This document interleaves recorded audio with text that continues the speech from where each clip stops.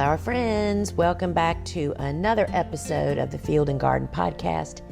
It is your friend in flowers, Lisa, and friends, I'm glad you're here. It is pretty hot in Virginia. We're in mid-July, and this is the time of year that I probably question my choice of growing such a gigantic garden. It's pretty hot and sweaty around here, but I don't really focus on that very long. And I thought this would be a great time to do a spring flower July check-in. What, you may say, is she talking about? That's what I want to talk about today. Clearing the air and letting you know why you should be thinking about spring flowers now. And kind of more of the inspirational side of growing a great spring garden starts in the heat of summer. But before we dive into that, friends, I just want to remind you that this podcast is made possible by thegardenersworkshop.com, which is home base to everything that we do. Over there, you're going to find a ton of resources, a fully stocked online garden shop that includes the same tools, seeds, supplies, my books that you hear me mention from time to time here on the podcast. And you know, we only sell the items that I actually use in my garden, right? We also have a full library of online courses. You can connect with our live gardening show, which is full of demonstrations and information. And just, there's a lot over there, y'all. And our sister podcast, Seed Talk. Everything is over at thegardenersworkshop.com. And the way you stay in the loop for all of that is to sign up for our farm news, our free newsletter that makes you aware of any special offers, content that matters, and just kind of keeps you in the loop. And we'd love to have you be a part of that. So all of that is in the show notes, as well as everything that I mentioned here today. So it's July and it's hot for most of us. And I can promise you that I am one of the few people that is just really focusing on one thing, and that is all about spring blooming flowers. And why, you may be saying to yourself, are you thinking about that now? Well, for several reasons. First off, it cools me off a little bit to think about, you know, spring blooming flowers are a member of a family called Cool Season Hardy Annuals. And we affectionately refer to them as cool flowers, which is the name of the book that I wrote about this family and how to figure out when you're supposed to plant them. But this time of the year is when I need to be touching base in my garden with, oh yeah, where am I gonna make sure I have space to plant the spring blooming flowers?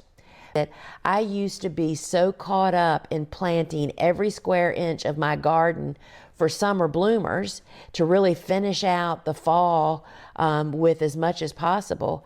I kind of scattered those plantings all over my garden so that there wasn't like this block is kind of just coming into blooms and this one over here, that's kind of, it's been blooming for a couple of months and it's starting to slow down. That's where I'm going to be planting the fall planted Cool Season Hardy Annuals that are spring bloomers for those people that can fall plant. So that's why I am talking about this now. That's why I think about this now. It's like I already know. I know usually in January where I'm going to put my fall planted garden because frankly, that garden is the most important to me because it's the spring blooming garden, the one that is most anticipated. We're coming out of winter. We're all anxious to garden and get out there to do something. If you're a flower farmer, you're looking for stems to cut and sell. These are the flowers that are going to be your earliest blooming annuals. Here on my farm, I live in Zone 8A in southeastern Virginia. All of my gardens are outdoors in a garden. I do not grow in any structures. My first bloomers are typically Iceland poppies, which are seeds I plant straight in the garden. Bachelor buttons, another one that's planted in the garden. And then it's followed by many other cool season hardy annuals. But those are typically planting in my garden or blooming in my garden in late March and early April.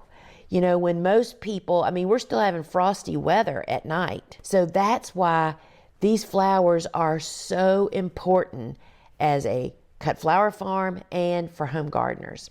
And these are just some of the best flowers of the year.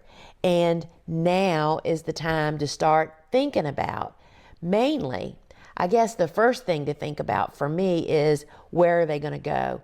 And because I know, I allot, you know, a block of planting area for cool season hardy annuals.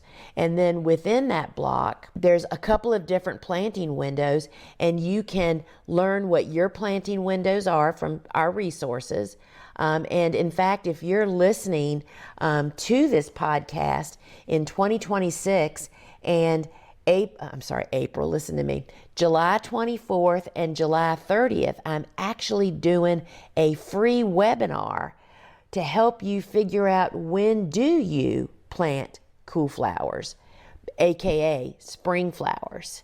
So if you are listening to this podcast during that window of July 24th or July 30th, you still have time to sign up for the free webinar, When Do You Plant Cool Flowers?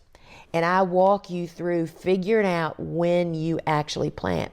So that's just one of our many resources of helping you to figure out when to plant cool flowers. But step one is you have to now, I say it like this because oftentimes, like we're getting ready to plant more stuff out in our garden, we don't want to potentially take up space that you're going to be scratching your head a month from now and saying, why didn't I plant those over there with the other summer blooming stuff instead of taking up this perfect space that could have been for my spring bloomers that are going to get planted during the cool to cold weather of fall, winter, and very early spring, right? So that is one of the many questions. So here are some of the questions rolling around in my mind is, A, where am I going to plant them? What am I going to plant? When am I going to start them?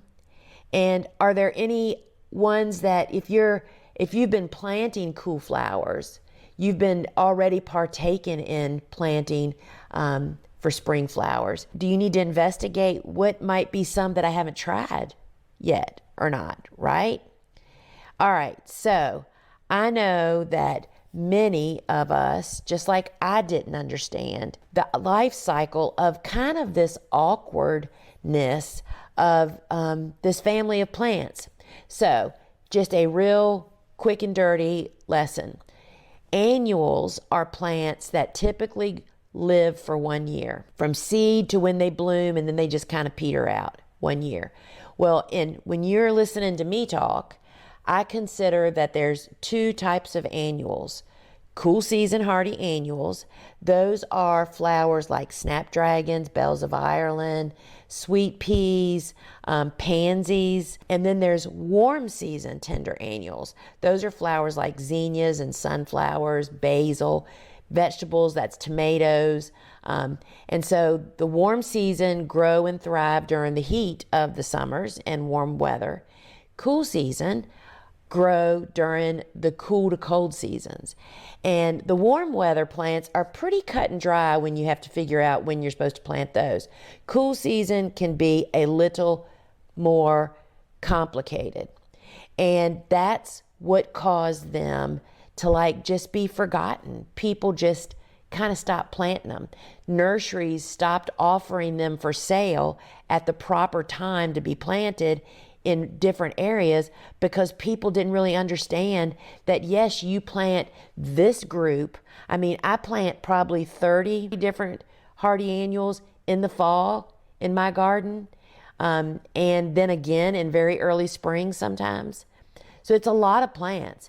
But because we kind of lost touch with this group of flowers, they just fell away and they're just awkward.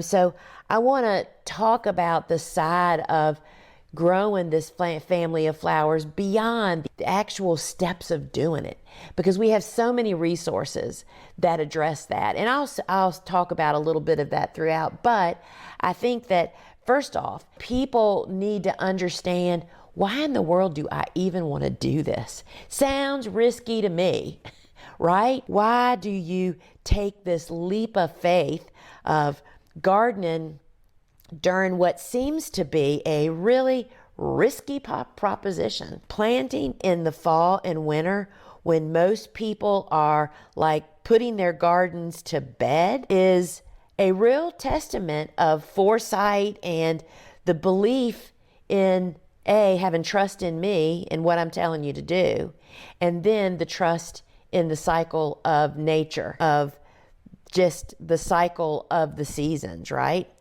It's about trusting the process and embracing the unforeseen for you yet, because you're going to have to trust what I am actually saying is true.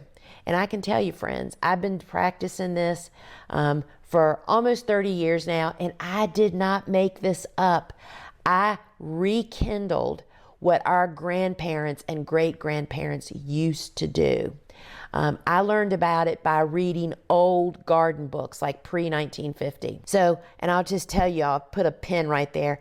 I'll tell you what I believe the reason is for this. So back in, 1960s, 1950s, 40s, 30s, 20s, every home just about had a home vegetable garden. I mean, it was essential for actually being able to have vegetables. They weren't available at the grocery store like we see them now, right? So every home had not every home, most homes, many homes had vegetable gardens. And along those vegetable gardens, the mom of the house would typically plant a row of flowers. I mean, my nanny and my grandma used to talk about that, how she grew a row of zinnias. My daddy would remember the row of zinnias that my grandma grew next to their vegetable patch. And so every home had this vegetable garden, but it was really out of need, not because they just wanted to grow their own, right? Well, then in the 60s, as the world exploded and became global, meaning international shipping started happening, slowly but surely, more and more vegetables were becoming available at the supermarket. And that was like a step up in society. For you to be able to buy your vegetables at the supermarket, you didn't have to grow your own, which we know now today, that's it. That's the best job, is to grow your own, right? And so more and more homes stopped growing gardens. And then layer on top of that, moms started going to work, right? And that meant they didn't have time to grow a vegetable garden, and especially with being able to buy vegetables at the garden. So slowly over those decades, we just as a society, we lost touch with gardening. And in fact, so this is 2026. I would say back in 2010, 2015, slowly gardening was kind of coming back as a cool thing to do. Do you know what I mean? It wasn't just the diehard gardeners that are out there that have been gardening this whole time, but the general population was starting to eyeball gardening again. And then the pandemic happened, which re-brought people home, right? People forced to stay home, found. They really came back to gardening like nobody's tomorrow. But what happened to this cool season, hardy annual spring bloomers and spring vegetables, what happened during those decades of losing touch is that group of plants, which were a little bit more difficult to figure out when you were supposed to plant them, they just fell off of our radar. They fell off of the radar of nurseries. We surely didn't know about them, and they just kind of vanished. I only stumbled upon them because I read my book, the Flower Farmer book, to learn about flower farming And she mentioned in there, Lynn Bazinski, that there were some flowers that could be fall planted in certain areas to be your first spring bloomers. And that's what I zeroed in on because I read that book in late summer and there was not really anything else for me to plant. And that led me down the best rabbit hole I ever went down. You know, that was the beginning of the cool flower journey for me. And so that's why we lost touch with these flowers. This is not a new concept. This is not a new thing that you have to trust that's going to work. People have done this for decades and decades before I rekindled it, repackaged it, and brought it back out as cool flowers, right? So these are the flowers that are going to change your life.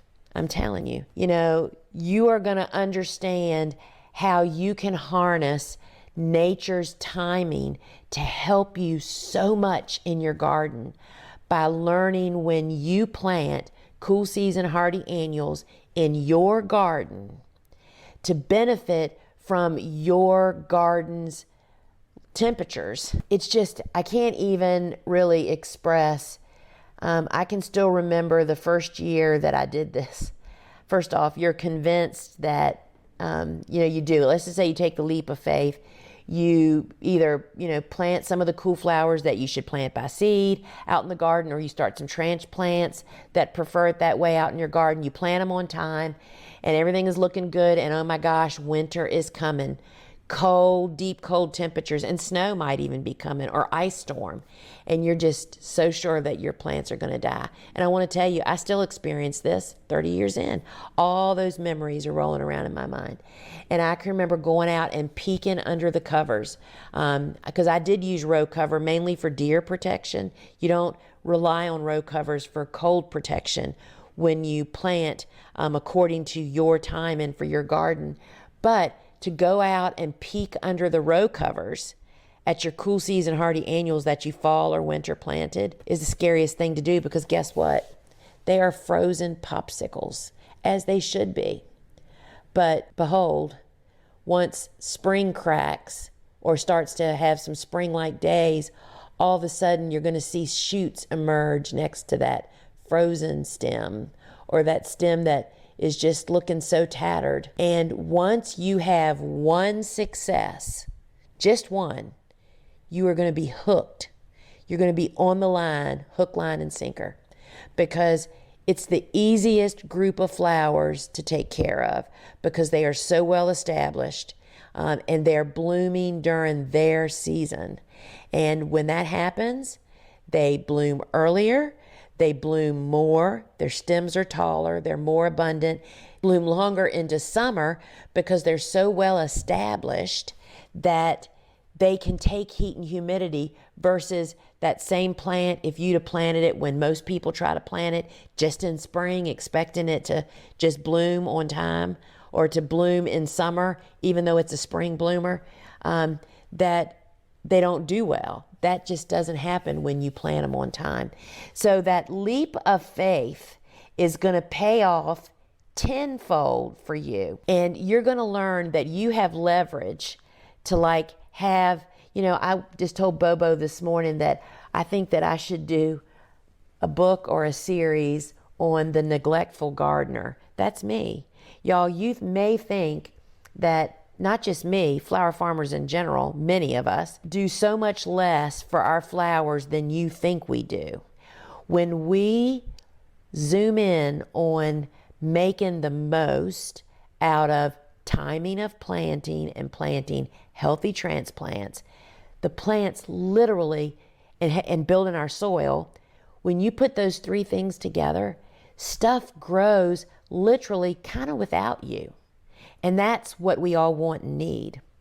This family is the best poster child for that. I mean, this strategy means you're not just waiting for spring, you are setting the stage for a blooming display of flowers you've just never, ever, ever experienced before. And, the other thing that I'm going to tell you about that I used to talk about this a lot, I think, back when I first started, because it happened to me so much more. But now it's just part of my life, and I just, you know how you do things that you think everybody does, and so you kind of stop talking about them. So it's going to change winter like you've never experienced before. So if you fall plant, it's really going to change your winter. You're going to find yourself putting on maybe your snow boots and your coat to go out there and peek at what's happening in your garden like you've never done before. And the same probably if you live where the ground doesn't freeze and you can winter plant.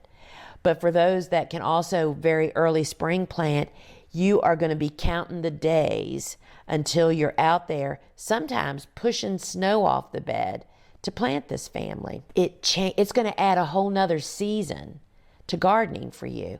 No, they're not blooming then, but you're going to be out there looking, wondering, anticipating, and waiting like nobody's tomorrow. It'll enrich your life like you just can't even, I can't imagine life without Cool Season Hardy Annuals. And if you are a gardener that also grows a lot of perennials and bulbs, these are the perfect companions. The other thing is, if you happen to be, I'm in the state of Virginia. Virginia hosts the biggest open house in America, Historic Garden Week, which is put on by the Garden Club of Virginia. And it is quite an event, y'all. There's like 40 some garden clubs across Virginia that homes get open for people to tour. Some have gardens, some don't. But this open house benefits restoration of gardens all across Virginia. It is a big, big deal. Well, typically the tours are in April. My farm was on tour once, and then it was supposed to be on tour the April of 2020 when the pandemic broke out and it was canceled. Anyway, it is a really big deal. What should be blooming and growing in people's gardens that are on spring tours like Historic Garden Week? Cool flowers, y'all. What we frequently see on spring tours anywhere is flower beds that have just been planted. You can tell that annuals were just bought and planted. I used to, in fact, I used to grow tulips in bulb crates and sell crates of on the verge blooming tulips to people whose homes were on spring tours of some kind. I'm telling you, it's so much easier just to plant Cool Season Hardy Annuals at the proper time and to have a beautiful natural garden on the verge. And that is just one of so many benefits of this garden. And, laying the groundwork for all of this starts in the middle of summer. Where are you going to plant them? If you don't have a place to plant them, that's going to be a major problem. So now's the time to say, that's the area I'm going to do it. You are going to just not plant stuff there now that's going to delay your planting in the fall if you're a fall planter. Or if you can't plant in the fall, let's say you live in zone 3 or 4. Those are really cold regions. Canada, probably. You may not fall plant, but you're going to need to prepare your very early spring planted bed in the fall before the ground freezes, before it's covered in snow and the soil gets wet.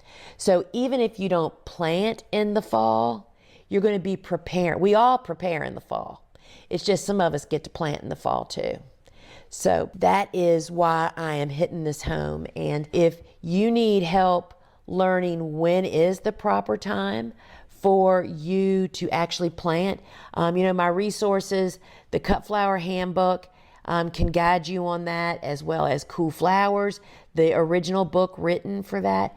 But if you want my help in a live webinar with a live Q&A that follows, and you're listening to this podcast during early July of 2026, on July 24th and July 30th, I am hosting a free webinar that you need to sign up for to get the link. When do you plant cool flowers? And we know that cool flowers are the spring bloomers that we all naturally pine for to bloom in our gardens. And y'all, I'm telling you, it'll open a door that you will just not believe how you ever gardened without them. And if you're flower farming, you're missing out on the biggest cash crop you can have of the year. Low investment, high return. So friends, I hope that this encourages you to take the leap of faith to investigate, when would I plant this family of flowers? Who are they? Where would I plant them? Start down that road now. That's the July road. The August road for many of us is hightailing it to gather all of what we need to do at seeds and supplies to prepare our beds. And then we start starting seeds according to your seed starting schedule that you can learn from the big calendar, from the other resources that I've mentioned here. But I would love to have you join me for the free webinar to change spring in your garden, to have all these easy to grow, voluptuous spring bloomers. That'll be your first succession planted garden for your spring blooms. And I can't wait to talk to you about it more. Remember, friends, if you need anything, you'll find home base over at thegardenersworkshop.com. Till we meet again, my friends. Ciao.